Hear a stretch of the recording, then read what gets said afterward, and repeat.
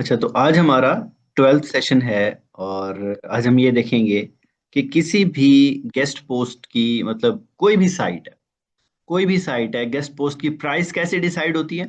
कि हम कैसे एक वेबसाइट को देख के ये जज करते हैं, ये हम अंदाजा लगाते हैं कि इस वेबसाइट की या इस गेस्ट पोस्ट की प्राइस क्या होगी। वो हम देखेंगे इंशाल्लाह आज। और दूसरा हम ये देखेंगे कि ईमेल सिग्नेचर कैसे बनाते हैं। ठीक है। जैसे मैंने कहा था कि प्रोफेशनल लगने के लिए सबसे पहली चीज जो है वो है आपका लिंक्डइन, कि वो ऑप्टिमाइज हो, वो हमने सीख ली ऑप्टिमाइजेशन उसकी। ठीक है। उसके बाद जो सेकंड चीज है जिससे आप प्रोफेशनल दिखते हैं जब आप मेल करते हैं वेंडर को या क्लाइंट को, वो है ईमेल सिग्नेचर। ठीक है। वो कैसे बनता है, क्या प्रोसेस है उसका, वो भी इंशाल्लाह आज देखेंगे। ठीक है। तो ये नोट्स मैं आप लोग को दूंगा, ये आप लोगों ने देखने हैं। सबसे जो मेन चीज़ है ना, इम्पोर्टेंट चीज़ जो है जब हम किसी भी वेबसाइट की प्राइस डिसाइड करते हैं, उसकी गेस्ट पोस्ट की प्राइस डिसाइड करते हैं, तो हम ये देखते हैं कि उस वेबसाइट का DA, DR, अथॉरिटी स्कोर यानी AS, Href की ट्रैफिक हो गई, उसकी डोमेन एज हो गई, स्पैम स्कोर, ये सारी चीज़ें हमने देखनी होती हैं। ठीक है। अथॉरिटी स्कोर है तो इसको मैं यस कर देता हूँ। जैसे मैंने आप लोगों को ये सारी चीजें बता दी थी, ये दोबारा लिखने का मकसद ये है ताकि आप लोगों को रिवाइज हो जाए। ठीक है। कि हमें DR 30+ चाहिए, हमें DA 30+ चाहिए, हमें AS 10+ चाहिए, और स्पैम स्कोर <10% चाहिए। Hrefs की ट्रैफिक मिनिमम 1000+ चाहिए, 1000+। ठीक है। 1000+ की ट्रैफिक हो। डोमेन एज जो चाहिए वो 3 मंथ्स+ है, कि 3 मंथ से ज्यादा की डोमेन होनी चाहिए उसकी एज। ठीक है जी। तो जब ये चीजें पूरी होती हैं तो फिर हम किसी भी साइट को तब इनलिस्ट करते हैं, तब जाके हम उसकी प्राइस की तरफ चलते हैं। ठीक है। यहाँ पे जो चीजें मैंने बताई हुई है ना, सबसे पहले तो यहाँ पे आता है, हम आते हैं सबसे पहले जो मिनिमम क्राइटेरिया है। देखें, किसी भी साइट को सेलेक्ट करने का मिनिमम क्राइटेरिया मैंने आपको बताया हुआ है। अगर उस पे एक साइट आ गई, जैसे एक साइट है उसकी ट्रैफिक 1K+ है, 1000+ की ट्रैफिक है, तो क्या होता है कि ये वेबसाइट्स न्यू होती हैं, DR 30 के अराउंड, लेकिन अगर नीश स्पेसिफिक हो तो वैल्यूएबल होती हैं। ठीक है जी। ये चीज आपने याद रखनी है, क्योंकि आप अपनी नीश स्पेसिफिक साइट्स में जा रहे हैं, वो साइट्स देख रहे हैं जो जैसे हेयर केयर में, पेट फूड में, या वट एवर आप जो भी नीश देख रहे हैं, अपनी नीश के रेलिवेंट ही चीजें देख रहे हैं। ठीक है। अब ये चीज आप देखिएगा जरा कि अगर ट्रैफिक, किसी भी वेबसाइट की ट्रैफिक 1K से लेके और 4.9K तक है, ठीक है, 1000 से 5000 के दरमियान ट्रैफिक है, ये जितनी भी साइट्स होती है ना, ये एक ही कैटेगरी में काउंट की जाती है। मैंने 1K क्राइटेरिया क्यों रखा किसी भी साइट का, या एक क्लाइंट है वो 1K क्राइटेरिया क्यों रखता है, 1K से ऊपर वाली साइट्स क्यों लेता है वो, जिनकी ट्रैफिक 1000+ होती है, वो इसलिए क्योंकि 1000 से लेके 5000 के दरमियान जितनी भी साइट्स होती हैं, उनकी वो एक ही कैटेगरी में काउंट की जाती हैं, उनकी प्राइसिंग सेम होती है। ठीक है। फिर अगर हम नेक्स्ट ये देखें कि DAD, क्योंकि मेन चीज क्या है वेबसाइट ट्रैफिक के बाद, वो है DADR, डोमेन की अथॉरिटी, डोमेन की रेटिंग क्या है, वो भी 30 मिल गई हमें। ठीक है। आपको एक साइट मिली जिसकी ट्रैफिक 1000 से 5000 के दरमियान है, DADR 30 है या 30+ है, 35 तक भी हो जाए, 40 तक भी हो जाए। अब जो SS है, स्पैम स्कोर, वो लेस देन 10% है। ठीक है। वो चाहे 1% भी है। अच्छा, अब जो 1%, मैंने पहले भी बताया था स्पैम स्कोर का कि जीरो भी हो ना, जीरो भी, तो टूल्स 1% ही शो कराते हैं। तो जिनका 1% आपको देखिए समझ जाइएगा कि ये 0% ही है। फिर अगर किसी का 2% हो तो ठीक है, वो 2% काउंट किया जाता है, लेकिन किसी भी साइट का स्पैम स्कोर जीरो होता ही नहीं है। जो भी टूल्स होते हैं वो आपको 1% ही दिखाते हैं। ठीक है। तो <10% हो। अब फॉर एग्जाम्पल ये 1% है, अब 1% मैंने इसलिए लिया है कि चाहे आप ना यहाँ पे इसकी जो ट्रैफिक है वो 4.9 के ले लें, जैसे मैंने कहा 1K टू 4.9 के, अगर 4.9 के भी है तो फिर भी प्राइस वही रहेगी। कितनी रहेगी? अथॉरिटी स्कोर हमने देख लिया, अथॉरिटी स्कोर है जनाब 10। ठीक है, 10 अथॉरिटी स्कोर है। एज क्या है? 3 मंथ्स+। यहाँ पे आप लोग अक्सर ना स्टूडेंट पूछते हैं कि सर एज 3 मंथ प्लस है, लेकिन कितनी, लाइक 3 मंथ प्लस में कितनी एज होनी चाहिए? 3 मंथ प्लस में जितनी भी एज हो, चाहे वो 3 years है, चाहे वो 30 years है, ठीक है, ये 3 साल उसको हो गए या 30 साल हो गए या 3 महीने प्लस हो गए, वो एक ही कैटेगरी में काउंट की जाएगी, ठीक है, क्योंकि ट्रैफिक, डीएडीआर, बाकी वो चीजें इसके साथ रेलेवेंट हो रही हैं। मतलब एज हमें 3 मंथ प्लस चाहिए, उस पर हम गेस्ट पोस्ट भेज सकते हैं। ये मतलब नहीं है कि अगर एक वेबसाइट है 1K ट्रैफिक ले रही है और डोमेन एज 3 साल है और फिर उसकी प्राइस बढ़ जाएगी, नहीं, ऐसा नहीं है, ठीक है। 3 मंथ एक क्राइटेरिया है कि 3 मंथ से ऊपर की एज होनी चाहिए। वो क्यों होनी चाहिए? क्योंकि ये जो टाइम पीरियड होता है ना 3 मंथ्स का, इसमें वेबसाइट्स चेक की जाती हैं गूगल की तरफ से, या कोई भी सर्च इंजन है वेबसाइट को एनालाइज कर रहा होता है कि ये वेबसाइट रैंक होने के काबिल है भी या नहीं। जब इतनी एज हो जाती है वेबसाइट की तो फिर वो रैंक होना स्टार्ट हो जाती है, ठीक है। ओके, अब इसकी प्राइस क्या होगी? इसकी प्राइस $15 से $50 के दरमियान होनी चाहिए। आप में से कुछ लोग कह रहे होंगे कि सर इतनी कम प्राइस। हाँ जी, इतनी कम प्राइस। अगर कोई वेंडर आपसे ये कह रहा है कि ये इतनी ट्रैफिक है उस वेबसाइट की, जो मैंने आपको क्राइटेरिया बताया ना, ये वाला, मैं इसको इनको इधर ऊपर ले आता हूँ, कि अगर ये सारे स्टैट्स हैं उसकी वेबसाइट के और वो डिमांड कर रहा है $100, $200, $250, तो वो ज्यादती कर रहा है, ठीक है, उतनी डिमांड होती नहीं है वेबसाइट।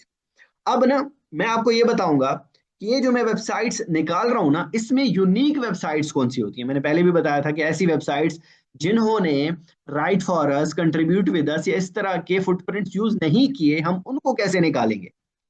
उनको निकाल के अगर वहां पे ये प्राइस आप कोट करते हैं तो आपकी डील भी होगी और इस प्राइस के अंदर होगी इंशाल्लाह, ठीक है। वो हम अगले सेशंस में इंशाल्लाह पढ़ेंगे कि कैसे हम वो यूनिक वेबसाइट्स निकालते हैं। अच्छा, अभी बाइंग प्राइस मैंने क्या रखी? $15 से $50 के दरमियान।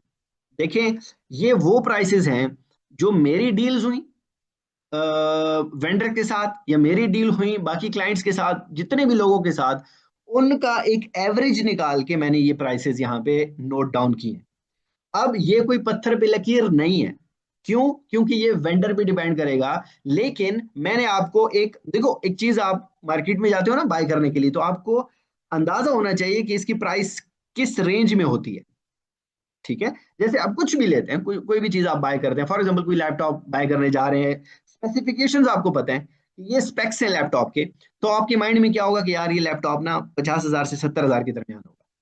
तो वो 50,000 से 70,000 के दरमियान है। वो जरूरी नहीं है कि जिस वेंडर से आप ले रहे हैं वो लैपटॉप, हो सकता है वो आपको 75,000 का दे दे, 80,000 का दे दे, 90,000 का दे दे, ठीक है, डिपेंड ऑन वेंडर। लेकिन फिर भी हम एक कोट तो हमारे पास होता है ना कि यार ये कोट हमने करना है, इसके दरमियान वो प्राइस होनी चाहिए। तो ये मैं जो प्राइसेस कोट कर रहा हूँ, ये अपने माइंड में लाजमी आपने रखनी है। जब आप शीट बना रहे होंगे ना, डीएडीआर आपने वो किया, तो हर वेबसाइट के सामने जो जो प्राइस मैं बताऊंगा वो आपने लिखनी है, ताकि आपकी डील उसके दरमियान हो जाए। अभी आप जैसे लेक्चर ले रहे हैं, अपनी जो वेबसाइट्स निकाली है वेंडर की, अगर कोई वेबसाइट उसमें उसमें ऐसी हैं जो कि $15 से $50 के दरमियान, सॉरी, जो वेबसाइट्स, ये स्टैट्स हैं उन वेबसाइट्स के, तो आपने सामने मेंशन कर देना है बाइंग प्राइस $15 to $50, ताकि जब आप डील करें वेंडर से तो वो चीज आपके सामने हो और बार बार आपको नोट्स ओपन ना करने पड़े या लेक्चर्स ओपन ना करने, ठीक है, जब वेंडर से डील कर रहे हो।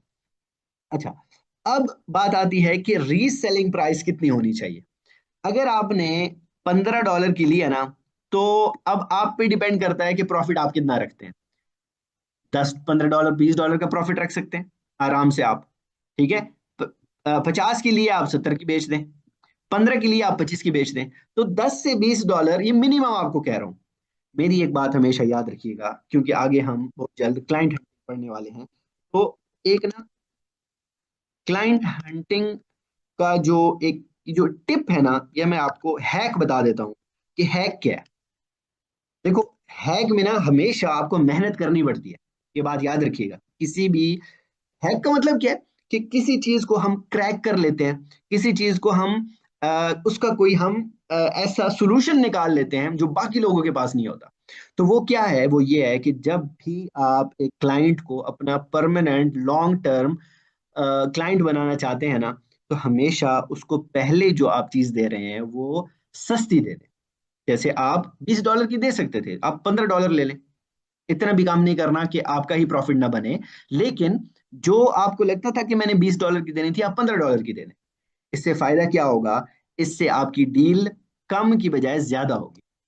मतलब अगर आप पहले ही डील में उससे $30 $40 चार्ज कर लेते हैं, उसको वो साइड चाहिए, तो वो डील तो कर लेगा।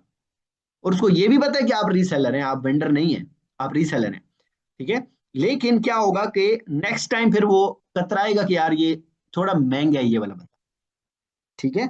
मैं क्या करता हूँ, मैं आपको अपनी वेबसाइट के स्टैट्स दिखाऊंगा, उसको आप देखिएगा। मैं क्या करता हूँ कि अगर कोई वेबसाइट है ना, इसके राउंड अबाउट ये ट्रैफिक है उसकी, ठीक है, तो मैं $15 से स्टार्ट करता हूँ और $30 $35 के दरमियान रहता हूँ।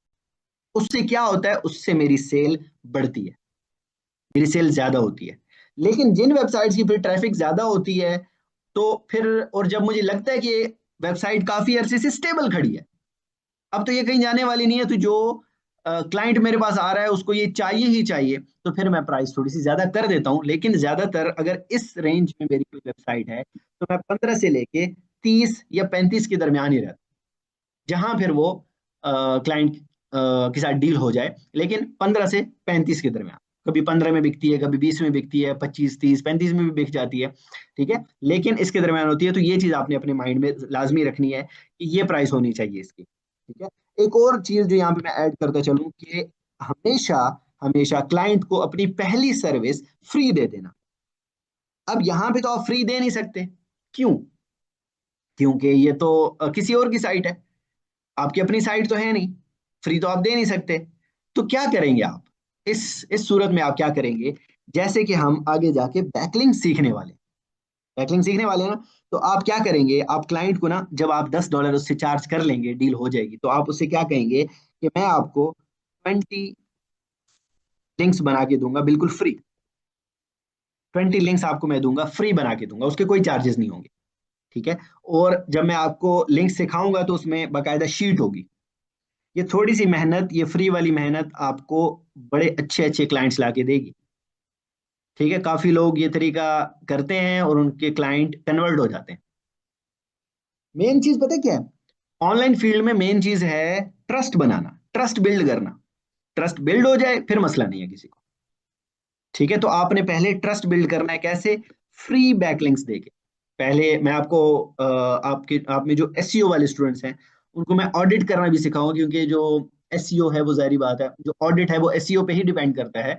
लेकिन बाकी जो लोग हैं, जो गेस्ट पोस्टिंग वाले हैं सिर्फ, तो क्या होगा कि आपने उनकी बैकलिंक की प्रोफाइल देखनी है। ये कैसे देखनी है मैं इंशाल्लाह बताऊंगा कि बैकलिंक की प्रोफाइल कैसे देखते हैं। बैकलिंक प्रोफाइल आपने देखी, आपने उनको कहना है कि आपकी जो बैकलिंक प्रोफाइल है ना, उसमें मैं एडिशन ये करना चाहता हूँ कि मैं आपको 20 लिंक्स फ्री दूंगा। ये लाजमी, ये अप्लाई कीजिएगा ये चीज। तो वो क्लाइंट फ्री लिंक के लिए जब कन्वर्ट हो जाएगा, तो नेक्स्ट टाइम आप उससे ये कह के कम प्राइस रख के आप पेड लिंक्स भी उसको ऑफर कर सकते हैं। ठीक है। ये चीज याद रखिए। ओके। कोई मैसेज किया हुआ आप लोगों ने? सर जिस साइट से हम डील करेंगे वो हमें ऑथर अकाउंट देगा या खुद पोस्ट करेगा? नहीं, खुद पोस्ट करेगा। ऑथर अकाउंट यार बहुत महंगे मिलते हैं। कोई अच्छी साइट हो ना, ऑथर अकाउंट बहुत महंगे मिलते हैं। और पता है क्या है ऑथर अकाउंट? मैं अपने स्टूडेंट्स को ऑथर अकाउंट का नहीं कहता। उसकी क्या वजह है? वजह यह है कि एक साइट तो चले ऐसी है कि बहुत लंबी उसकी एज है और वो स्टेबल ही चल रही है, कभी किसी गूगल अपडेट में वो डाउन नहीं हुई, वो साइट डी रैंक नहीं हुई, फिर तो ठीक है, फिर तो बनता है। लेकिन जो वेबसाइट स्टेबल है, उसका ऑथर अकाउंट $1000 से तो कम होगा ही नहीं। ठीक है। तो $1000 आज की डेट में तकरीबन तकरीबन 2,80,000 2,90,000 रुपए बनते हैं। तो बजाय इसके कि आप 2,80,000 90,000 रुपए लगाएं, आप बेहतर ये है, क्योंकि आप लोग जो एसईओ वाले हैं वो अपनी साइट बना लेना। इतना पैसा जब लगाना है तो अपनी साइट बना लें। तो ऑथर अकाउंट नहीं लेना। क्या नुकसान होता है? ऑथर अकाउंट आपने ले लिया, उसको तो पैसे आपने दे दिए। अब क्या होगा? फॉर एग्जाम्पल आपसे क्लाइंट कन्वर्ट नहीं होता, या वो साइट किसी गूगल अपडेट में हिट हो जाती है, फिर क्या होगा? आपने जो पैसे दिए थे वो तो गए ना। ठीक है। वो तो आपको वापस नहीं करेगा वेंडर। ठीक है। तो इसलिए आपने, जो मैं आपको बता रहा हूं जैसे, उस तरह आपने डील करनी है। ओके। ये चीज हो गई, समझ आ गई यहां तक कि अगर 1,000 से 5,000 के दरमियान कोई भी वेबसाइट है, तो उसका लिंक या उसकी पोस्ट कितने डॉलर्स की होनी चाहिए? इस चीज की समझ आई है? कहीं कंफ्यूजन है तो बताएं, फिर आगे चलते हैं।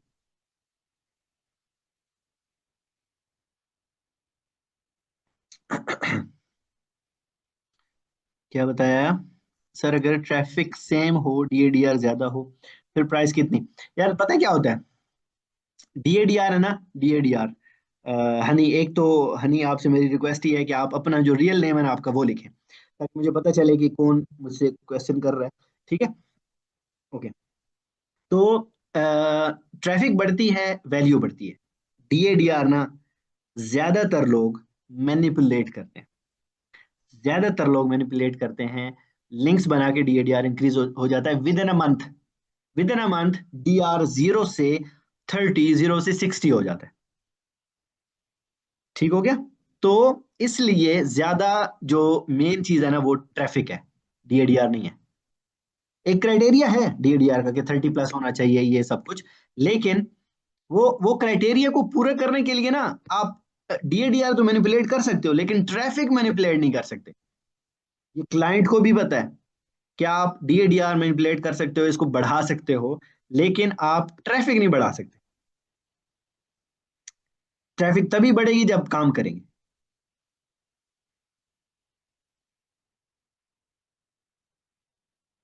ठीक है, चले आगे बढ़ते हैं। या 15 से 30 की तरफ? सॉरी, मैं समझा नहीं आपकी बात। ये मैं ये कह रहा हूँ कि जो ये स्टैट्स होंगे ना जिस वेबसाइट के, उसकी प्राइस आपने $15 से $50 के दरमियान रखनी है। मतलब क्या हुआ कि अगर क्लाइंट डिमांड करता है कि $100 में लूंगा, तो पहले आपने ना, नेक्स्ट लेक्चर में हम पढ़ेंगे कि उसके साथ कम्युनिकेट कैसे करना है, लेकिन आपने ये माइंड में रखना है कि 50 के दरमियान मेरी डील हो जानी चाहिए। ठीक है। 15 की भी हो सकती है, 15 की हो गई तो बहुत ही अच्छा है। हमारे मुझे जब मैसेजेस आते हैं ना, क्योंकि मेरी अपनी वेंडर साइड से, जैसे मैं पहले भी बता चुका हूँ, तो मुझे जब मैसेजेस आते हैं पाकिस्तानीज और इंडियंस, उसी टाइम समझ आ जाता है। क्या करते हैं? वो प्राइस लगाते हैं $5। ठीक है। अगर आप $5 कहेंगे ना तो ये बेइज्जती वाली बात है इंतहाई, जो कि अगले को भी पता है कि यार मेरी इतनी ट्रैफिक है, इतना सब कुछ है, इतना मैं इन्वेस्ट किया मैंने, और अगला $5 सिर्फ लगा। $5 में से तो $2 जो है वो पेपॉल या पेयोनियर ले लेगा, तो पीछे क्या बचेगा? अक्सर कसीनो वेबसाइट्स भी मांगते हैं, मुझे कभी उसकी समझ नहीं आई वो कैसी होती। देखें, कसीनो गैम्बलिंग वाली जो साइट्स होती है ना, उन पे कभी भी आपने काम नहीं करना। मैंने पहले भी बताया था ना कि किस तरह की निशेस पे आपने काम नहीं करना। ठीक है। तो सबसे जो मेन चीज है वो है कि आपने कसीनो, कसीनो गैम्बलिंग ये एक ही चीज होती है, और एडल्ट, इन साइट्स पे आपने काम नहीं करना। कसीनो वो होती है वेबसाइट जहाँ पे जुआ खेला जाता है, जहाँ पे गैम्बलिंग होती है। स्पिन वाली होंगी साइट्स के, फ्री स्पिन देते होंगे, जैसे ना स्पिन करते हैं कुछ हम, और उसमें वो लॉटरी निकलती है, इस तरह की साइट्स होती हैं जिसमें कॉइन्स मिलते हैं और बहुत कुछ इस टाइप की साइट्स होंगी, लेकिन वो आपने प्रमोट नहीं करनी, कैसीनो वाली साइट्स। ठीक है जी। चलें आगे चलते हैं। आगे अब हम,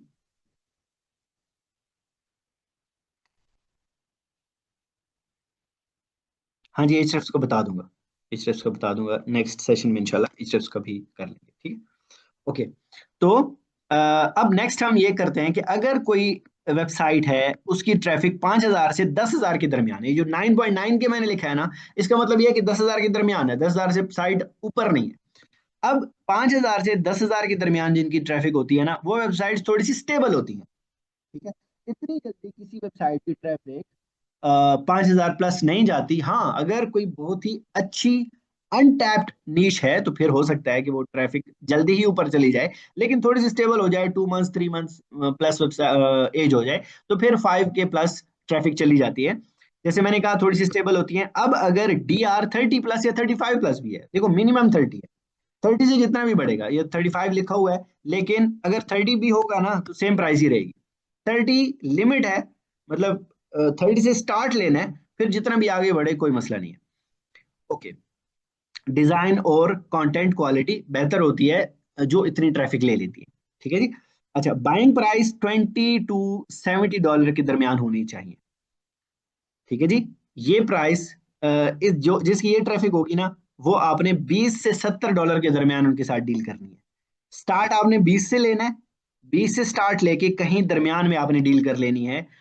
अगर वो 70 से कम नहीं कर रहा, वो 60 से कम नहीं कर रहा, 50 से कम नहीं करना, तो ठीक है, डील क्लोज करके, वो हमने डील क्लोज करनी है, कम्युनिकेशन कैसे करनी है कल देखेंगे इंशाल्लाह। लेकिन हमने फिर बेचनी कितने में है, अगर 20 में होती है ना तो आप देखो 50 में भी बेच सकते हो, 50 में भी भेज सकते हो। लेकिन जैसे मैंने कहा कि फर्स्ट टाइम क्लाइंट बनाने के लिए, जैसे आप ना कहीं भी जाते हो किसी भी शॉप पे, तो आपको क्या कहता है कि जी ये जो मैं कर रहा हूँ ना ये गाहक बनाने के लिए कर रहा हूँ, ठीक है। तो आपने उसी तरह उसको गाहक बनाना है अपना, और ताकि वो लॉन्ग टर्म आपके साथ चले। लेकिन अगर आपको ही प्रॉफिट नहीं हो रहा, तो फिर अगर 70 की आपको मिली है, तो जाहिर बात है उसको आप प्रॉफिट रख के 80 90 100 डॉलर की बेच सकते हैं। आप प्रॉफिट टोटली आप पे डिपेंड करता है कि आप कितना प्रॉफिट रखना चाहते हैं, ठीक है जी। तो 15 से 30 डॉलर का मार्जिन जो है प्रॉफिट का, वो आप यहाँ पे रख सकते हैं जिनकी 5,000 से ऊपर की ट्रैफिक होती है। अब एक ना बड़ा जंप आने वाला है यहाँ पे, मैं आपको दिखाता हूँ।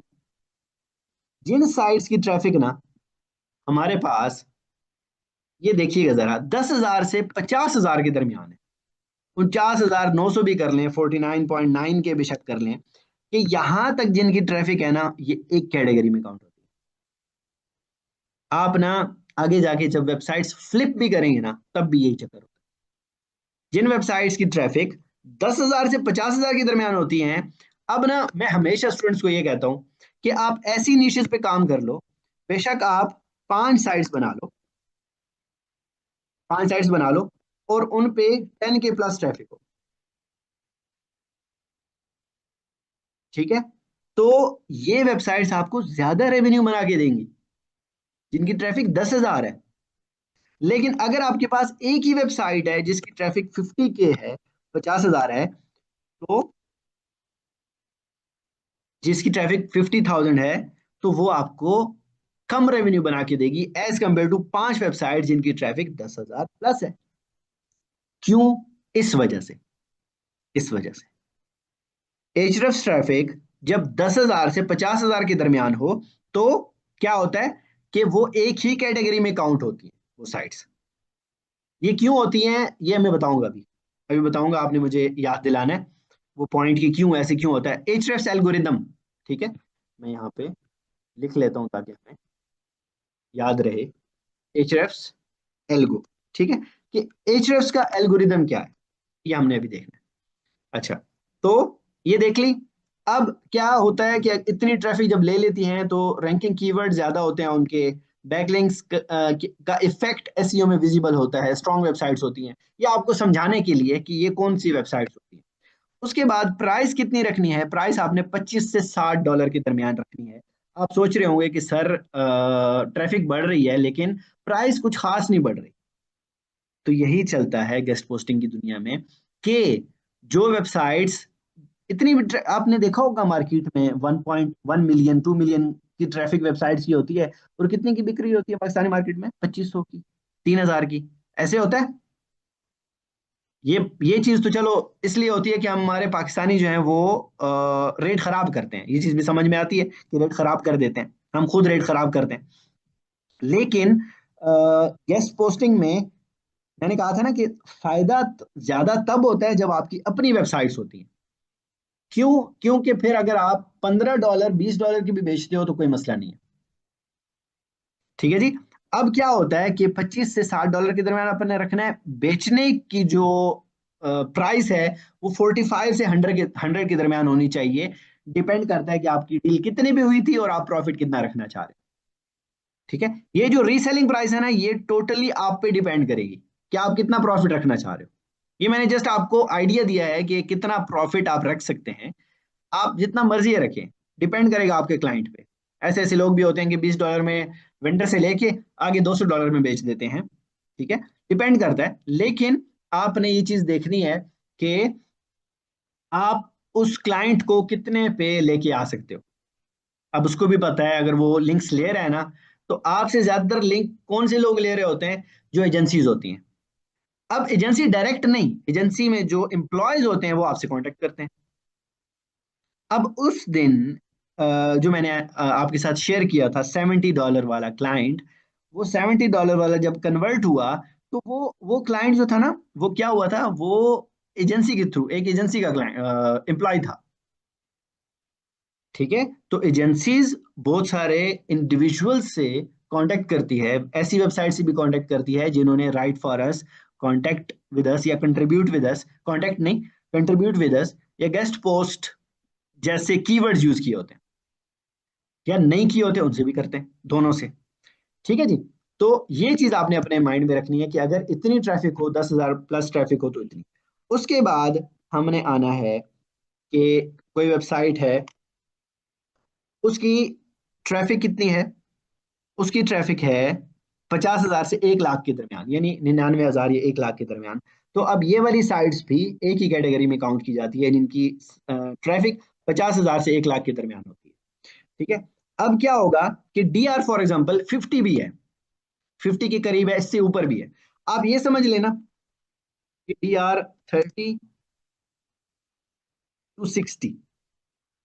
ठीक है। अच्छा, यहाँ पे एक आपको मैं बताते चलूं कि जो मैनिपुलेशन है ना, वो 60 तक जाती है, 60-65 तक मैनिपुलेट कर सकते हैं।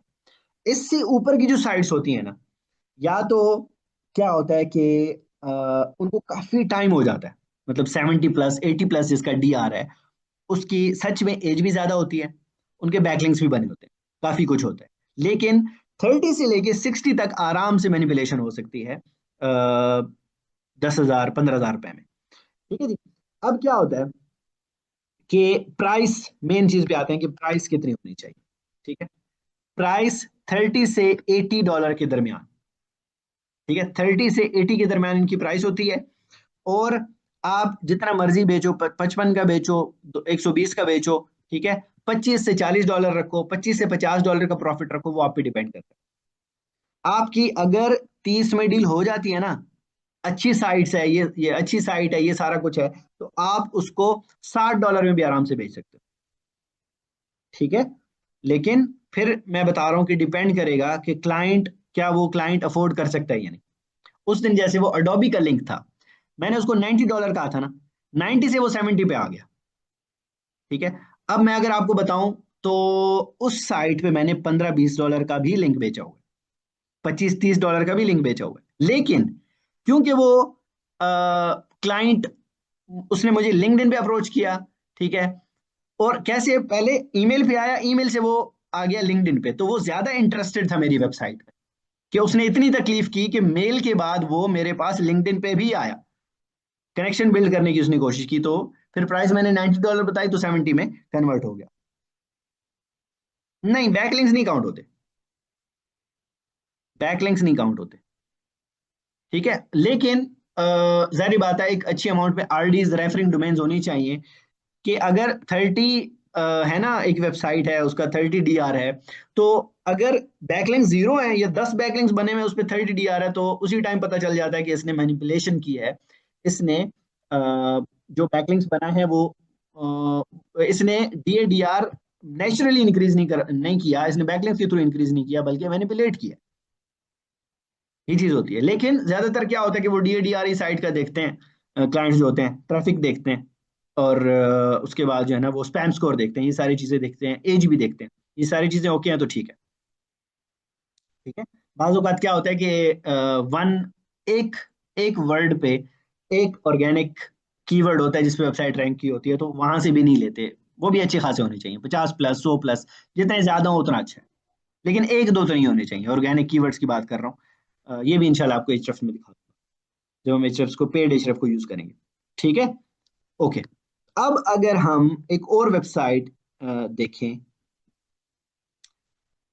कि अगर कोई वेबसाइट है जिसकी एचएफ ट्रैफिक 1 लाख से ऊपर है, ठीक है, 1 लाख से 5 लाख है, 10 लाख है, जितना भी है, 1 मिलियन तक भी चली जाए, तो अब क्या होता है कि प्रीमियम साइट्स हैं। ठीक है, ऐसे ही एक वेबसाइट पे लाख ट्रैफिक नहीं आ जाती। ठीक हो गया। तो अब, लेकिन प्राइस आपने देखा 40 से 100 डॉलर के दरमियान, और बेचनी कितने की है, 80 to 150 की बेच दें आप, 40 to 50 डॉलर का आपने बीच में प्रॉफिट रख लिया। अब डीआर की जहां तक बात है ना, तो मैंने बात की डीआर 60 प्लस है, 70 प्लस है। अगर इस तरह की कोई वेबसाइट है जिसका डीआर अच्छा है, 70 प्लस डीआर है, तो वो प्रीमियम साइट्स ही होती है। ठीक है। तो वो आपको 70 80 90 डॉलर भी आपकी वहां पे भी डील हो सकती है। ठीक है। अगर प्रीमियम साइट है, DADR भी 60 प्लस है, और क्या कहते हैं कि ट्रैफिक भी 1 लाख प्लस है, तो 40 से 100 डॉलर के दरमियान आपने डील करनी है। इसके दरमियान आपने रखना है कि कितनी आपने जब ट्रैफिक देख ली तो फिर आपने इस रेंज के अंदर डील करनी है। क्वेश्चन क्या है कि सर जो वेक्टर शीट हम बना रहे हैं, सपोज 1000 साइट्स हैं, तो एक ही शीट रखेंगे या कैटेगरी अलग करके अलग अलग वेंडर शीट बनाएंगे? देखें, आपकी स्पेसिफिक नीश है ना, जैसे हेयर केयर की मैंने बात की, तो आपने हेयर केयर में ही काम करना है, तो आप कैटेगरी चेंज क्यों करेंगे? हेयर केयर में ही सारी वेबसाइट्स निकालेंगे ना। पेट फूड की बात की तो पेट फूड में ही सारी वेबसाइट्स निकालें। ठीक हो क्या? तो लेकिन अगर आप ये करना चाहते हैं कि पेट फूड में अपनी आसानी के लिए पेट फूड में आप डॉग फूड को अलग करना चाहते हैं, कैट फूड को अलग करना चाहते हैं, फिश फूड को अलग करना चाहते हैं, तो आप कर सकते हैं। ठीक है। तो डॉग फूड से भी पेट फूड वाला अगर क्लाइंट आ जाता है उसको लिंक दे सकते हैं, कैट फूड से भी पेट फूड वाले को लिंक दे सकते हैं। ठीक है। तो वो आपस में रेलेवेंसी बनाते हैं, उनको आप लिंक दे सकते हैं। अब जहां तक हमारे पास ना ये सारे जो मैंने फैक्टर्स बताए, जो चीजें बताई, उसके बाद आपने कुछ चीजें अपने माइंड में रखनी है कि जो लिंक आप ले रहे हो वो डू फॉलो है या नो फॉलो। ठीक है। अभी हम नेक्स्ट सेशन में ये पढ़ेंगे कि टाइप ऑफ लिंक्स क्या होते हैं, तो वहां पे डू फॉलो और नो फॉलो हम पढ़ेंगे। लेकिन अभी आप माइंड में ये बिठा लें, डू फॉलो जो होता है ना, ठीक है, डू फॉलो का मतलब होता है रिकमेंडेशन, कि मेरी रिकमेंडेशन है इस कि मैंने रिकमेंड किया है इसको। ठीक है। और नो फॉलो का मतलब होता है कि उसकी तरफ से रिकमेंडेड नहीं है। किसकी तरफ से? वेंडर की तरफ से। वेंडर टू क्लाइंट है ना, वेंडर किसको लिंक दे रहा है? क्लाइंट को, क्लाइंट की वेबसाइट को। ठीक है। वेंडर की वेबसाइट क्लाइंट की वेबसाइट को लिंक दे रही है, तो जब डू फॉलो होगा तो इसका मतलब होगा कि क्लाइंट की वेबसाइट मेरी तरफ से रिकमेंडेड है। नो फॉलो होगा तो वो कहेगा मेरी तरफ से आप चेक कर लो, मेरी तरफ से रिकमेंडेड नहीं है, मैं इसकी गारंटी नहीं लेता।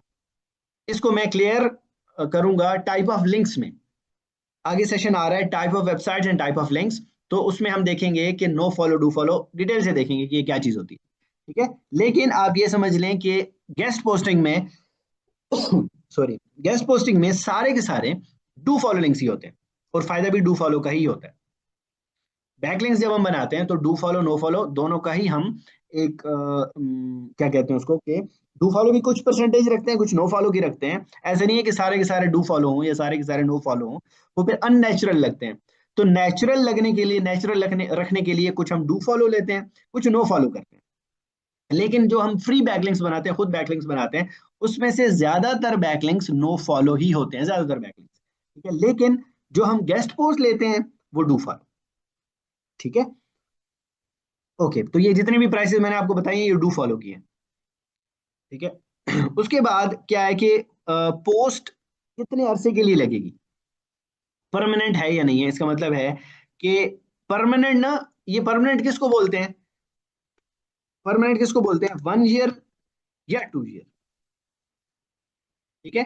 कि अब अगर मैं आपको अपना बताऊं ना कि मैं किसी भी क्लाइंट को कितने अरसे के लिए लिंक देता हूं, तो मैं उसको हमेशा के लिए लिंक देता हूं जब तक वो वेबसाइट्स मेरे पास हैं, मतलब मैं रिन्यू करवाता रहता हूं। अगर आगे जाके कुछ वेबसाइट्स जो हैं काफी अरसे के बाद वो डाउन भी हो जाती हैं, मैं फिर भी उनके लिंक्स रिमूव नहीं करता। मेरा उनके साथ जो एग्रीमेंट होता है वो लाइफ टाइम का होता है। जैसे आप लोग को मैंने सपोर्ट या रिकॉर्डिंग्स का कहा कि लाइफ टाइम, उसी तरह उनके साथ लाइफ टाइम का होता है। ठीक है। कि जब तक ये वेबसाइट है, जब तक ये सब कुछ है, तब तक ये लिंक आपको यहीं लगा रहेगा। लेकिन ज्यादातर वेंडर क्या होता है, 1 साल या 2 साल के लिए करते हैं। ठीक है। लेकिन मिनिमम आपने मिनिमम 1 ईयर के लिए तो लेना है। अगर नहीं दे रहा तो 6 मंथ्स का तो लाजमी उसके साथ एग्रीमेंट करना है कि 6 मंथ्स के लिए ये लिंक लाइव रहेगा आपकी वेबसाइट पे, आप रिमूव नहीं करेंगे। अगर रिमूव अगर रिमूव हो गया तो क्या होगा? आप रिमूव करेंगे, अगर वेंडर रिमूव करेगा तो उसको हम डिस्प्यूट में डाल सकते हैं, पेपाल में या पेयोनियर में। अच्छा, कंटेंट आप प्रोवाइड कर रहे हो या वेंडर वेंडर कहता है मैं प्रोवाइड कर, देखो बाजू का क्या होता है कि क्लाइंट आपको कहता है, क्लाइंट कहता है जी अ, आपको ना, वो आपको पूरा आर्टिकल भेज देता है, क्लाइंट पूरा का पूरा आर्टिकल भेज देता है। अब उसने आर्टिकल भेजा है, तो चुप करके आपने वो वेंडर को भेज दिया, और वेंडर को भेज के उसने वो पब्लिश कर दिया। अब अगर आपको क्लाइंट कहता है कि यार मेरे पास इतना टाइम नहीं है कि मैं आर्टिकल लिखूं, आप खुद ही आर्टिकल लिख दो। ठीक है, एक चीज ये हो सकती है। दूसरी चीज क्या हो सकती है कि आप क्लाइंट से कहें, क्लाइंट बनाने के लिए, ये मैं उनके लिए कह रहा हूँ जो कंटेंट राइटिंग सीखेंगे, जिनको ऑलरेडी कंटेंट राइटिंग आती है, वो क्या कर सकते हैं कि वो क्लाइंट को ये कहें कि हम ना, हमारी साइट की एक पॉलिसी है कि हम अपनी वेबसाइट पे आर्टिकल खुद लिखते हैं, हम थर्ड पार्टी के आर्टिकल्स एक्सेप्ट नहीं करते, लिंक आपका हम लगा देंगे, आर्टिकल हम लिख लेंगे। उस केस में क्या होता है कि उस केस में $10 to $30 आप एक्स्ट्रा चार्ज कर लेते हैं। जैसे कि आप खुद राइटर हैं, तो $10 या $30 आपने एक्स्ट्रा ले लिए। अब ना पाकिस्तानी, अगर मैं आपको प्राइस बताऊं ना, पाकिस्तान में राइटर कितना चार्ज करते हैं, तो पाकिस्तान में क्या होता है कि ₹1 पर वर्ड, ₹2 पर वर्ड भी होता है। ठीक है, कि एक वर्ड का वो ₹1 लेते हैं। अब अगर एक आर्टिकल 1000 वर्ड्स का होता है, 1000 वर्ड्स का आर्टिकल हुआ, तो उस आर्टिकल की प्राइस कितनी हुई? ₹1000। अब ये मैंने पाकिस्तानी राइटर्स की बात क्यों की, ये मैंने इसलिए की कि अगर आप राइटर नहीं है, आपको कंटेंट लिखना नहीं आता, तो आप क्या कर सकते हैं, आप एक राइटर हायर कर सकते हैं। राइटर आपने हायर किया, अब ये $1000 में वो आपने हायर कर लिया, क्लाइंट के साथ डील हुई फॉर एग्जाम्पल $20 में। ठीक है, $20 आप ये समझ लेंगे तकरीबन 5500 या 6000 लेके चलें, 5500 रुपया बन जाता है। ठीक है, अब अगर 5500 रुपया ये बना, $1000 आपने इसको दे दिए, तो इसमें से आप 1000 जो है माइनस कर लें, और कितना बच गया? 4500। तो 4500 आपका प्रॉफिट हो गया।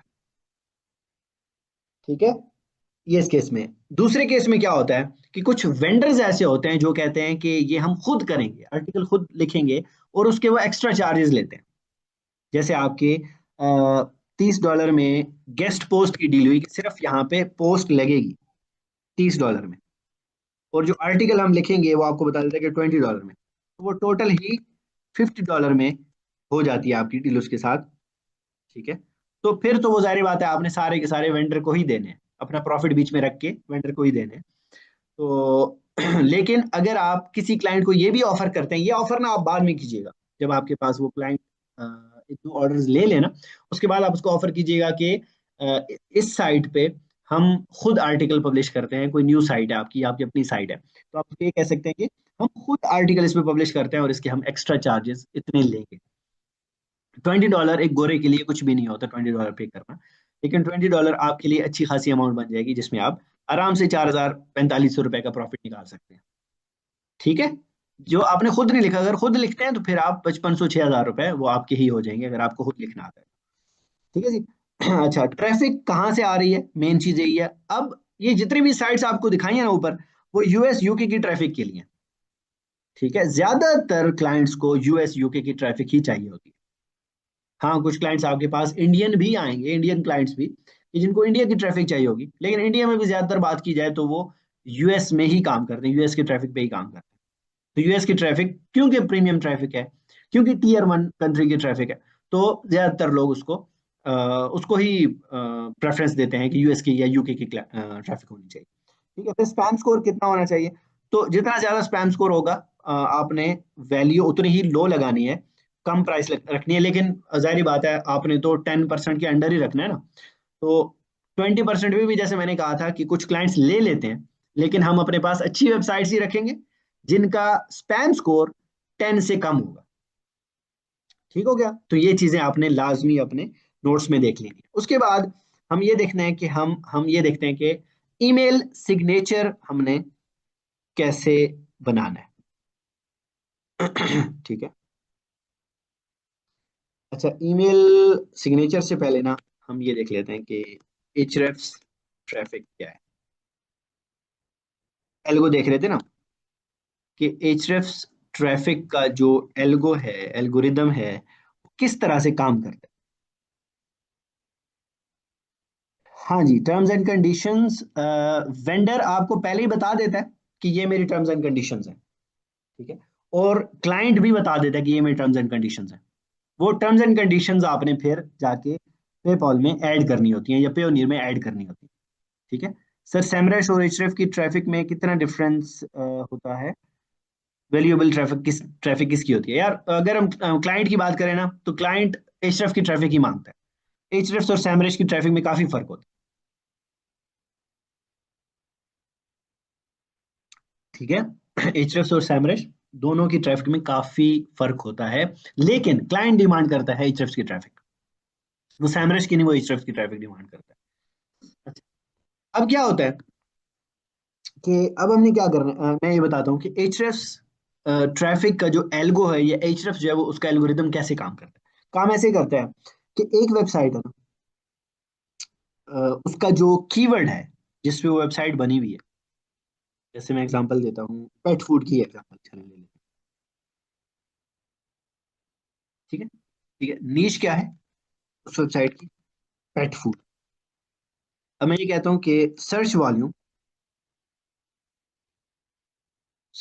जो है उस वेबसाइट, वो है उस कीवर्ड का, सॉरी, 200 के, यानी 2 लाख, 2 लाख वॉल्यूम है पेट फूड का। अब जो वेबसाइट है आपकी, कोई भी डोमेन में ले लेता हूँ, जैसे petfood.com। अब ये देखना है कि petfood.com कहाँ पे है, कौन से नंबर पे रैंक कर रही है। सर्च को देखेंगे, सर्च इंजन रैंकिंग पेज को, गूगल पे, कि petfood.com का रैंक क्या है। कि पहले, क्योंकि जैसे आपको पता है कि सर्च पे 10 वेबसाइट्स होती हैं, किसी किसी सर्फ पे 8 वेबसाइट्स, किसी पे 7 वेबसाइट्स होती हैं, ठीक है। हम 10 लेके चलते हैं, 10 मान के चलते हैं कि 10 वेबसाइट्स हैं एक सर्फ। अब उस वेबसाइट का रैंक क्या है? जैसे ये वेबसाइट है, ठीक है, कि इसका रैंक है 6, ठीक है, ओके। अब जारी बात है, हमारे पास रैंक 1 पे भी एक वेबसाइट होगी, रैंक 2 पे भी एक वेबसाइट होगी, ठीक है, थर्ड पे भी एक वेबसाइट होगी। इस तरह रैंक नंबर बता रहा हूँ, ठीक है, 4 भी होगी, जरा देखिएगा इस चीज को, 5 भी होगी, ठीक है। अब ये, और कहाँ तक ये जाएगा? ये जाएगा 10 तक, ठीक है? जैसे 7, 8, 9 और 10, यहाँ पे हम रैंक 10 कर लेते हैं कि ये तक। हम इसको ये कर लेते हैं कि ये जो वेबसाइट्स थी, डिफरेंट वेबसाइट्स हैं, ठीक है। वेबसाइट 1.com, वेबसाइट 2.com, इस तरह से वेबसाइट्स हैं, सेम वेबसाइट नहीं है। ये जरा आप कंफ्यूज ना होइएगा प्लीज इस चीज से। Site1.com मैं ऐसे ही लिख लेता हूँ, Site1.com है, फिर यहाँ पे Site2.com है, ठीक है।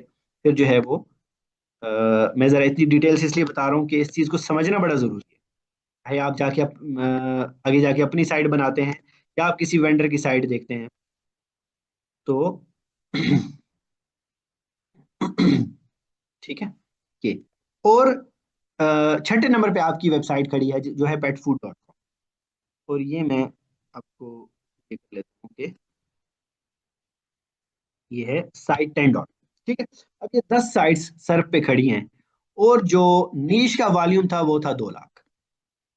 अब एचएफ्स का ना एक ट्रैफिक पोटेंशियल होता है, वो उसके थ्रू, उस एल्गोरिदम के थ्रू जज करता है कि अगर एक नीश का सर्च वॉल्यूम 2 लाख है, तो टॉप पे खड़ी वेबसाइट कहीं जाके 2 लाख के करीब ट्रैफिक ले रही होगी। फॉर एग्जाम्पल मैं कहता हूँ 190 के, 2 लाख के करीब, या हम 2 लाख भी मान के चलें तो ठीक है। ये एक वेबसाइट है, वो 2 लाख ट्रैफिक ले रही है अगर टॉप पे खड़ी है। अगर वो सेकंड नंबर पे खड़ी है ना, तो वो कहीं ना कहीं क्या करेगा कि इसकी जो ट्रैफिक है ये कर देगा 150, 140, ठीक है। अब थर्ड पे जो साइट खड़ी है उसको ये कहेगा कि इसकी ट्रैफिक है तकरीबन 1,10,000। फिर वो कहेगा कि यहाँ जो साइट खड़ी है इसकी ट्रैफिक है तकरीबन 80,000। यहाँ जो साइट खड़ी है उसकी ट्रैफिक है तकरीबन 30,000। ठीक है। अब ये ना वो क्या करता है, वो गूगल सर्च कंसोल से ट्रैफिक नहीं ले सकता। पिछली दफा ना इनका आपस में फड्डा भी हुआ था, गूगल सर्च कंसोल, गूगल का और एhrefs का। गूगल ने ये क्लेम किया था कि हमारे जो स्टैट्स होते हैं वो एhrefs यहाँ से फेच करके दिखाता है। ठीक है। लेकिन ऐसा नहीं है, वो एक अपने एल्गो के थ्रू, अपने एल्गोरिदम के थ्रू काम करता है। तो अब जो ये साइट खड़ी है इसको कहीं वो 20,000 कर दे ट्रैफिक, या 10,000 कर दे। ठीक है। जाते जाते जो आखिरी वेबसाइट है वो कहीं पे 1,500 या 2,000 ट्रैफिक ले ट्रैफिक। ठीक है। तो इस लिहाज से वो पहले पेज पे सारे के सारे जो सारी की सारी वेबसाइट्स है उनमें वो ट्रैफिक डिवाइड कर लेता है। इसलिए सैमरज की ट्रैफिक और एचरेफ की ट्रैफिक में फर्क होता है। सैमरज का अपना एल्गोरिदम है, एचरेफ का अपना एल्गोरिदम है, गूगल सर्च कंसोल का अपना एल्गोरिदम है। गूगल सर्च कंसोल तो जाहिर बात है वो क्लिक्स और इंप्रेशंस पे ही डिपेंड करता है ना, कि अब क्लिक्स और इंप्रेशंस क्या है, अब मैंने बात कर दी है तो चले, मैं एसईओ वाले तो आगे जाके पढ़ लेंगे। लेकिन क्लिक्स होते हैं कि किसी भी वेबसाइट की ट्रैफिक जीएससी में, Google search console, GSC Google का ही एक टूल है जीएससी, जिसमें हम अपनी वेबसाइट सबमिट करवाते हैं और फिर हमें पता चलता है कि हमारी वेबसाइट पे कितने क्लिक्स आ रहे हैं, कितनी ट्रैफिक आ रही है। ठीक है। अगर अब अब क्लिक्स और इंप्रेशंस देखने की क्या चीज, क्या होता है कि जब एक वेबसाइट पे जैसे petfood.com पे आपने क्लिक किया, अब क्लिक करना तो क्लिक काउंट हो गया। एक क्लिक का मतलब है कि एक बंदे ने क्लिक किया, दो क्लिक का मतलब है कि दो बंदों ने क्लिक किया। ठीक है। तीन क्लिक का मतलब हमें तीन ट्रैफिक मिल गई, चार ट्रैफिक मिल गई, ये ट्रैफिक काउंट हो रही है। अब इंप्रेशंस क्या है, इंप्रेशंस का मतलब होता है कि आप गूगल पे, यानी गूगल के सर्प पे, सर्च इंजन रैंकिंग पेजेस जो है, जो पेजेस आपको नीचे दिख रहे होते हैं, गूगल करके लिखा होता है, बहुत सारे ओ नीचे होते हैं।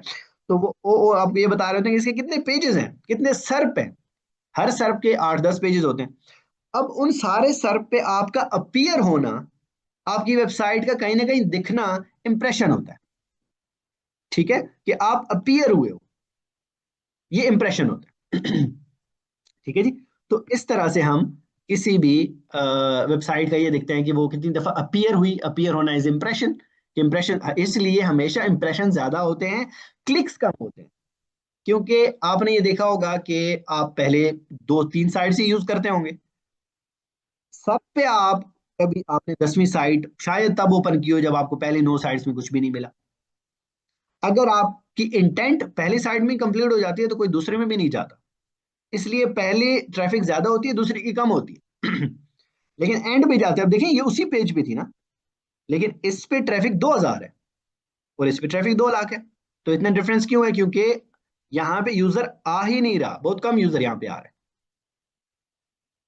हैं। ठीक है। अगर आप जीएससी की एग्जांपल लें, जीएससी में आप देखें तो अगर 10वें पे आप खड़े हैं ना तो शायद आप एक दो क्लिक ही आए आपके।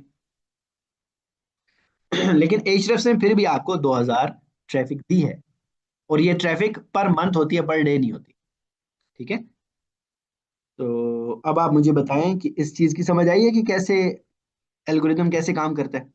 हाँ जी, बिल्कुल। लिंक्डइन, लिंक्डइन भी ऐसे कि किसी भी फील्ड पे, किसी भी फीड पे, किसी की फीड पे जब आपकी पोस्ट शो हो जाए तो वो इंप्रेशन है। जब कोई उस पर रिएक्ट करता है तो फिर इंगेजमेंट बढ़ती है, फिर रिएक्शन आते हैं, कोई शेयर करता है, कुछ भी करता है, तो फिर जाके वो चीजें क्लिक्स में बदलती हैं या रिएक्शन में बदलती हैं। लेकिन पहले वो इंप्रेशन ही होता है। सर जो वेंडर शीट हम बना रहे हैं, ये क्वेश्चन हो गया ना, कि मैंने दोबारा पढ़ लिया? ये मैं बता चुका हूँ इरफान खान, या आपने दोबारा पूछा है क्वेश्चन, या मैं मुझसे रिपीट हुआ? नहीं, बल्कि दोबारा आपने पूछा है। ASDADR का कोई ऐसा टूल जिसमें सब मिल जाए? हाँ जी, मैं ना नेक्स्ट सेशंस में इंशाल्लाह आपको बताऊंगा कि बल्क में कैसे निकालना है। बल्क में आपको बताऊंगा। ठीक है। हाँ, ईमेल ईमेल सिग्नेचर यार, टाइम खत्म हो गया। ईमेल सिग्नेचर वैसे हमने पढ़ना था, लेकिन ये ना एल्गोरिदम भी जरूरी था। तो हम इसको कल से कंटिन्यू करें, ईमेल सिग्नेचर कल बना लें, कोई इशू तो नहीं है? मुझे बताएं जरा।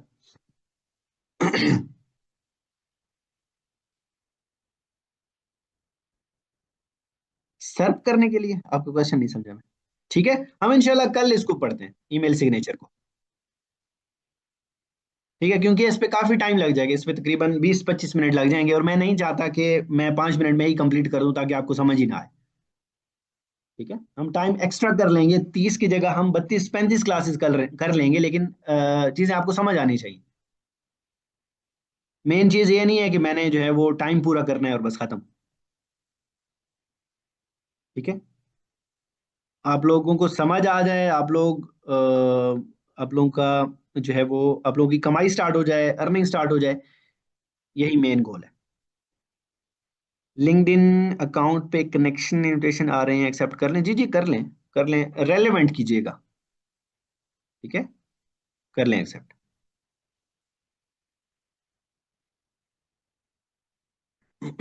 और आपस में अभी जो जितने आप लोग बैठे हैं, आपस में ही आप लोग जो है वो एक दूसरे को कनेक्शन भेजें, आपस में कनेक्ट हो। ठीक है। थैंक यू जी, सलीम अहमद साहब, थैंक यू। अ, अभी ना मैं आप लोगों का डिस्कशन ग्रुप बना देता हूँ, आप लोग आपस में डिस्कस भी कर सकते हैं, जो भी चीजें होती हैं, जो किसी को समझ नहीं आती तो दूसरा समझा देता है। अब जैसे ना, कुछ लोग ऐसे होते हैं जो जल्दी पिक कर लेते हैं, कुछ लोग ऐसे होते हैं जो स्लो लर्नर्स होते हैं, और इसमें कोई मुजाहिके की बात नहीं है। मतलब ये नहीं है कि अगर आप में से कोई स्लो लर्नर है तो इसमें कोई मसले वाली बात नहीं है, आपको चीजें समझनी चाहिए, समझ आनी चाहिए, चाहे वो कुछ देर के बाद ही सही। लेकिन क्या होगा कि कुछ लोग जल्दी पिक कर लेंगे, तो डिस्कशन ग्रुप में आप एक दूसरे की हेल्प कर सकते हैं। गेस्ट नहीं, गेस्ट पोस्टिंग वाले कंटेंट राइटिंग नहीं करेंगे, कंटेंट राइटिंग ना एसईओ का पार्ट है। कंटेंट राइटिंग एसईओ का पार्ट है, उसमें सारी की सारी ऑन पेज कवर हो जाती है ना। और ऑन पेज के बगैर मैं कभी भी कंटेंट नहीं लिखवाता किसी को, क्योंकि अगर उसमें ऑन पेज एसईओ ही नहीं है, देखिए एसईओ मेन चीज है, अगर एसईओ ही नहीं है उसमें, उस आर्टिकल में, तो वो रैंक कैसे होगा? हाँ, एचरेफ्स पेड लेना होगा, लेकिन मैं आपको बताऊंगा कि आप लोग मिल के कैसे ले सकते हैं, सोल्यूशन बताऊंगा इनका। ठीक है।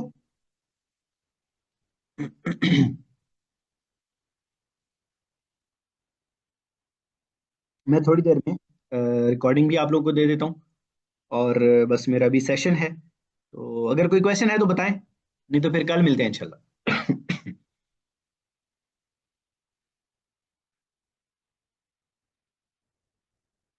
एनी क्वेश्चन सर्प? सलीम अहमद, आप क्या पूछ रहे हैं, सर्प का क्या पूछ रहे हैं?